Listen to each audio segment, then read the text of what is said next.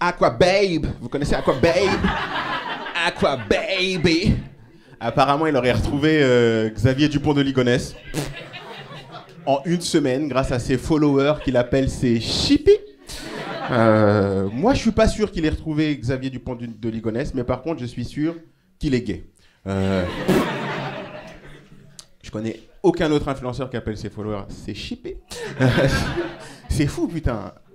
Il aurait retrouvé en une semaine. En une semaine, il aurait retrouvé XDDL. En une semaine. Alors qu'Interpol, ça fait 14 ans qu'ils sont dessus. T'imagines, pour Interpol, ils seront obligés, bientôt, là, d'ouvrir une brigade d'influenceurs gays. C'est sûr, ils vont l'appeler l'Interpol Dance. On chasse les méchants le jour et le soir. On fait de la pole dance. Moi, ce qui me tue le plus dans cette histoire, Xavier, tu sais, c'est aux infos. Tout le temps, il a des photos de lui, genre, mais super bien, genre, grand sourire, club, tu sais, comme ça, terrasse. Tu sais, toutes les photos de Xavier Dupont de Ligonnès aux infos, c'est ça, il est. On sait pas si on cherche un meurtrier ou un mec en vacances. Elles sont incroyables, ces photos. Jamais t'as vu une photo d'un terroriste comme ça, tu sais. L'arrestation de Mohamed Amra, vous avez suivi un petit peu? Heureusement, Darmanin nous a rassurés. Il a dit Mohamed Amra a été incarcéré dans une prison stricte, avec des conditions strictes. 2 heures de promenade, 2 heures d'appel, 1 heure de toboggan. Vraiment, le mec est en vacances, quoi. Il s'est fait arrêter parce qu'en fait, il avait pris rendez-vous chez un coiffeur. Moi, je pense que tout le monde a vu sa coupe de cheveux. Il y avait une urgence. Il est parti en Roumanie et il s'est éteint les cheveux en roux. T'es le fugitif le plus recherché de France. Il s'éteint les cheveux en roux, il est en Roumanie. T'es un arabe. Ça se voit, frérot. C'est comme si moi, je suis le fugitif le plus recherché de France, je me cache en Finlande, je m'éteins les cheveux en blond, je me dis, ils ne verront que du feu. Vraiment, incognito dans le quartier, je me fonds dans la masse. J'ai regardé, pour devenir tueur en série, il faut avoir tué minimum 3 personnes. 3 personnes, c'est rien. Non mais c'est à la portée de tout le monde ici, 3 personnes. La personne qui t'envoie pendant les fêtes le texto Noyau Joël. Mérite la mort. Elle mérite la mort, cette personne. En 2, je mettrai ton ex sur Facebook avec son nouveau copain, tu sais, avec une photo aux Maldives, avec la légende en bas, enfin heureuse. Ça fait 2. Voire 3, ça dépend comment tu vois le truc. En 3, je mettrai la boulangère, moi, avec sa phrase « avec ceci, ce sera tout ». Je la déglingue, j'en peux plus. Ah non, je suis désolé, j'en ai plein le cul de cette phrase. Moi, je la démonte, la boulangère. Bonjour, je voudrais une baguette, s'il vous plaît. Avec ceci, ce sera tout? Oui, il y avait un point à ma phrase. Tu vois. Sinon, j'aurais continué, j'aurais dit un pain au chocolat, mais j'ai fermé ma gueule, donc... C'est quoi, ce gimmick, quoi? Avec ceci, ce sera tout, tout le temps, tout le temps. C'est appelé boulangerie, de quoi est fuite, cette phrase, c'est sûr, c'est sûr. Le lendemain, j'y suis retourné, le lendemain, quand même, pour tester un truc, tu vois. Bonjour, je voudrais une baguette, s'il vous plaît. Mettez-moi une pizza, un sandwich au jambon, un éclair, une formule sandwich, un coca et 100 grammes de chouquette.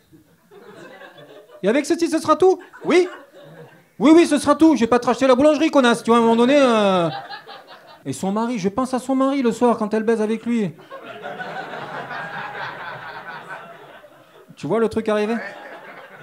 Et qu'il a joui. Putain, avec ceci, ce sera tout. L'enfer pour le mec. Non, sinon, il y a quoi? Il y a le procès de Gérard Depardieu. Pendant longtemps, il lui est rien arrivé parce qu'il y avait une loi que je connaissais pas, c'est le « oh ça va, c'est GG ». Et là, ça y est, il y a son procès, donc il est allé au tribunal. Bon, lui, ça lui fait ses 10 000 pas par jour. Il est venu en Fenwick, c'est un appareil qui sert à porter les charges jusqu'à 700 kilos. Et il y a Fanny Ardant qui est venue pour le défendre. Elle a dit non, j'ai rien vu et tout.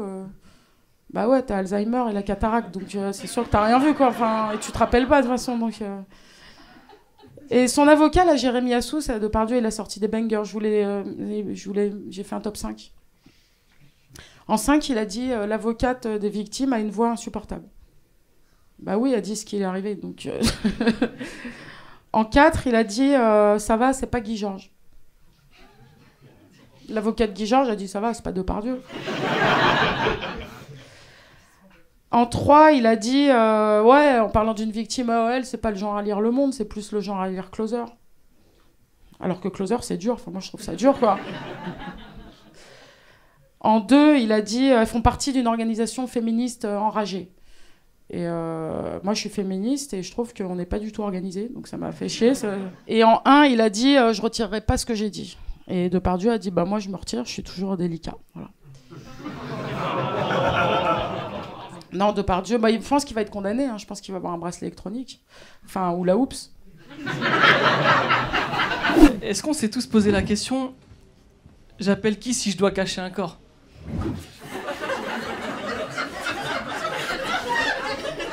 Mais arrêtez, vous faites pas de soirée ou quoi? Non, je te jure, on se pose tous cette question-là. Moi, ça y est, j'ai trouvé ma réponse. J'appelle ma mère. Je te jure, je t'explique pourquoi. Je passais 4 jours chez mes parents, là. On a caché personne. C'est pas ça que je suis en train de dire. Ça faisait longtemps, je n'étais pas resté aussi longtemps. Et je parlais de l'enfance et tout avec ma mère. Et on parlait d'Halloween. C'est à l'époque où on allait chercher des bonbons quand on était petit, tu vois. Et moi, j'étais grave efficace. Hein. Wow, laisse tomber. J'arrivais avec des sacs de... Vous en foutez de mon efficacité? Mais je tiens à vous le dire, j'étais efficace de ouf. Et j'étais un peu extrémiste dans la bouffe. C'est-à-dire, je mangeais tous les bonbons d'un coup. Du coup, ma mère, elle me les confisquait. J'avais trop la rage. Tu sais, j'étais là toute la soirée dehors, je faisais du porte-à-porte dans le froid. Toi, t'es là, tu viens, tu me raquettes devant les gens. Moi, je suis ton petit, en fait, je suis un bouffon, vas-y. Okay. Bah, cache bien les bonbons, on va voir si je vais pas les retrouver. À peine elle allait au taf, je me retrouvais tout seul le lendemain. Je retournais toute la maison. Tout. Je vidais ses affaires dans l'armoire et j'ai jamais trouvé les bonbons. Jamais.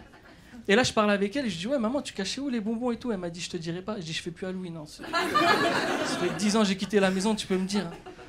Et elle m'a avoué où elle les cachait. Dans ma chambre.